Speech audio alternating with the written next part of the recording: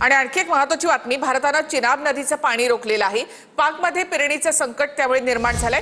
पाकिस्तानमधली धरणं आता कोरडी पडायला सुरुवात झाली आहे। भारताने पुन्हा एकदा चिनाब नदीचं पाणी रोखलेलं आहे। पाकिस्तानातली धरणं त्यामुळे आता कोरडी पडायला सुरुवात झाली आहे।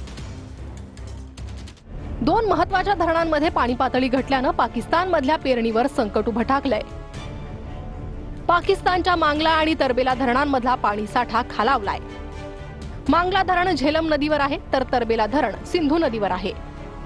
पाकिस्तानच्या सिंधू नदी प्राधिकरणानं ही माहिती दिली आहे।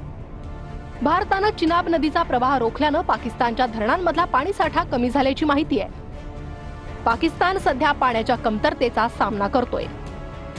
पाकिस्तानमधल्या सिंध आणि पंजाब या महत्त्वाच्या प्रांतात मांगला आणि नरकेला धरणांमधून पाणी पुरवठा होत असतो। मांगला आणि तरबेला या दोन्ही धरणांमध्ये पाणी नेहमीपेक्षा 50% कमी आहे। या दोन्ही धरणांमुळे पाकिस्तानमध्ये ऊर्जा निर्मितीही होते। दरम्यान हीच परिस्थिती राहिली तर पाकिस्तानमध्ये खरीप हंगाम धोक्यात येऊ शकतो। यामुळे पाकिस्तानचे पंतप्रधान शहबाज शरीफ यांनी आंतरराष्ट्रीय पातळीवर सिंधू जलकरार स्थगितीचा मुद्दा उचलला होता।